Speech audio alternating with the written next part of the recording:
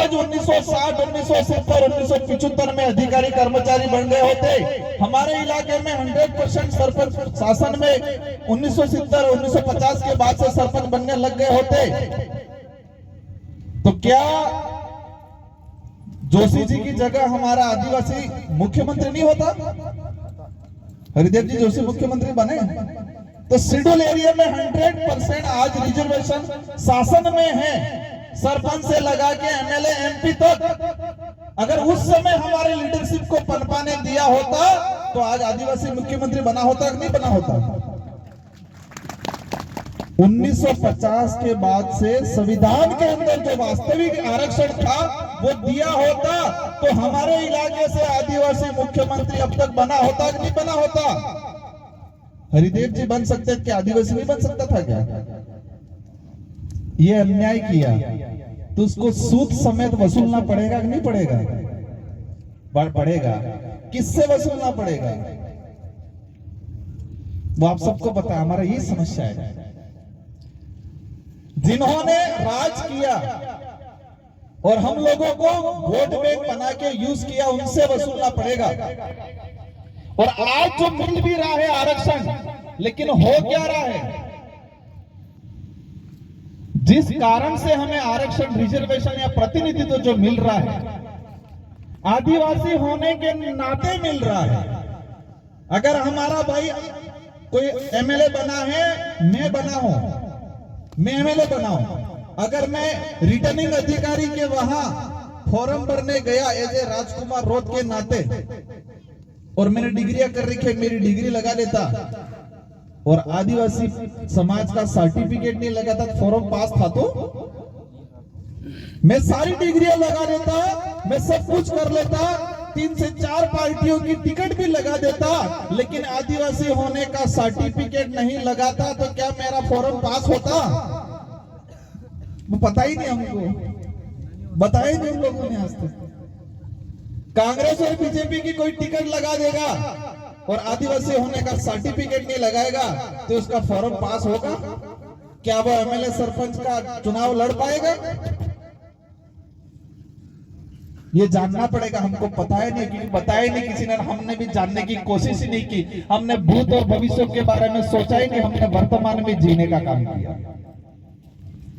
ये जो सर्टिफिकेट, जो प्रमाण पत्र जो मिला है, वो प्रमाण पत्र हमारी संस्कृति के आधार पे मिला है, हमारी बोली के आधार पे मिला है, हमारे रीति रिवाज के आधार पे मिला है।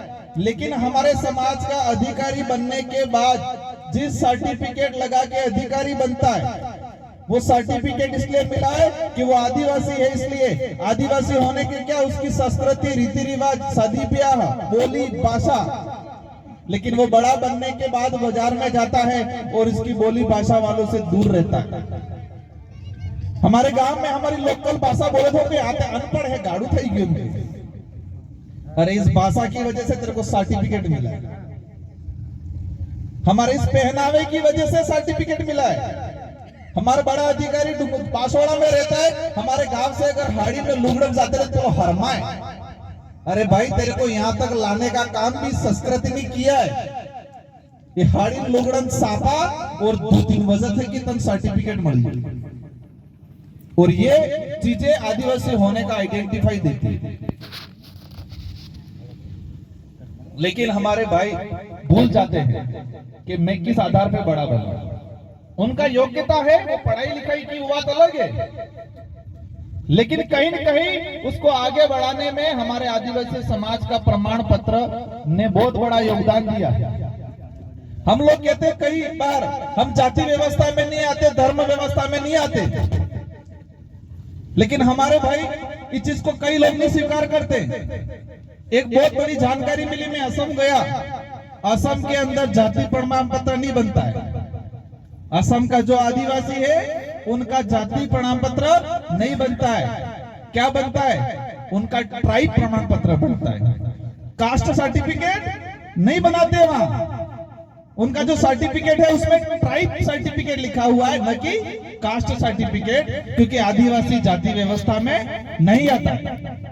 असम के अंदर और इस चीज को हम आधार बना के आने वाले समय में राजस्थान के अंदर भी इंप्लीमेंट कराने की पूरी कोशिश करेंगे। ट्राइब सर्टिफिकेट लिखा हुआ है, कास्ट सर्टिफिकेट नहीं लिखा हुआ। आज आरक्षण को लेके 2013, 2018, 2016 3 RS की भर्ती, इसके अंदर 50% जनरल को दिया, हमको 45 भी पूरा नहीं दिया, हमको 42-43 दिया। मतलब 20% जनसंख्या को 50% सीटें दी और हमको कितना दिया? 41, 42, 43% दिया। और 12% जो स्टेट लेवल पे मिल रहा है उसमें यहाँ का एक भी आदिवासी वहां पर नहीं जा पाया। वो किसको मिला? ओनली फॉर मीणा, करौली, सवाई माधोपुर वालों को मिला 5% लोगों को। 12-13% जो रिजर्वेशन, 12.5% जो मिल रहा है स्टेट लेवल पे, इसमें आदिवासी समाज के साथ बहुत बड़ा अन्याय हुआ हमारे शेड्यूल एरिया के साथ।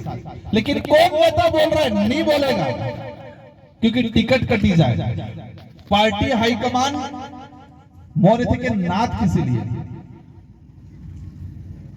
आज हमारे भाइयों के, क्योंकि उनको भी पता है कि ये समाज वर्तमान में जीने वाला है।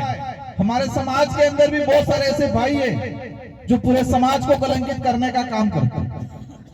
चुनाव में सोई बस बोतल मळवो जूझे और एक बोतल पाई दी कहीं पेलो वो खुद ने बाप पापी लटलीन जातो रहेगा हमारे भाई।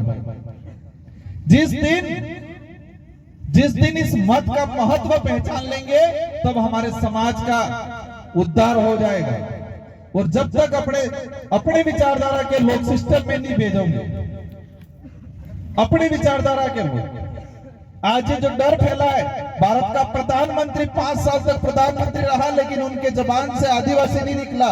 इस विचारधारा की वजह से वो आदिवासी कहने लगे। तो ऐसा डर पूरे कायम रखना चाहते हो नहीं चाहते हो आप? ये डर जो फैला है उसको कायम रखना नहीं रखना है?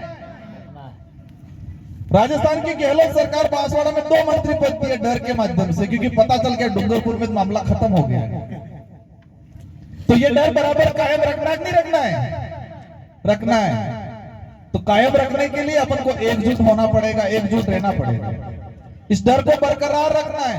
और आने वाले समय में अभी सब चल रहा है, कोई हाथ जोड़ो यात्रा चल रही है, कई जगह आक्रोश रैली चल रही है। हम पर भी सोच रहे आने वाले समय में रगड़ा रैली निकालेंगे जरूर। क्योंकि मैं सोचता हूं कि हमें सूद समेत वसूल करना है। बहुत कुछ कर लिया, हम सत्ता में आए, 2 विधायक आए, डूंगर 84 और सागवाड़ा, लेकिन इतना खलबली मच गई पूरे उदयपुर संभाग में, सारे नेताओं की नींद उड़ गई है। इसका मतलब कुछ तो है। कितने हुए? 3-4 साल हुए। 75 साल से मामला, 70 साल से मामला चल रहा है। तो 70 साल से जो चल रहा है उनके अंदर खलबलियां बची, उनकी नींद उड़ी, तो उसको बरकरार रखना है।